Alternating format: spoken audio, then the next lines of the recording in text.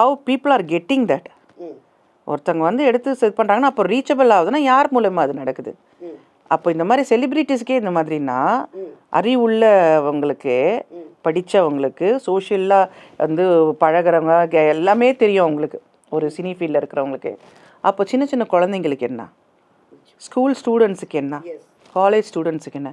Even now my son have told me, அம்மா காலேஜஸில் ganja is available, people take drugs. அப்போ எப்படி என்ன பண்ண முடியும்? அதுக்கு என்ன பதில் சொல்ல முடியும்? How are we going to protect our children? புரியுதுங்களா? இது வந்து நம்ம செலிப்ரிட்டி அவர் மாட்டிக்கிட்டாரு, இவ்வளோதான் நமக்கு ஹாட் நியூஸ். நம்ம எதை பற்றி கவலைப்படணும்? எங்கேருந்துடா கிடைக்கிது அவங்களுக்கு, யார் கொண்டு போய் கொடுக்குறாங்க, அவனை பிடிக்கணும் அப்படின்னு தான் நம்ம நினைக்கணுமே தவிர அவரை பற்றி பேசி நமக்கு என்ன? அவர் பாவம், அவரே விக்டிம்.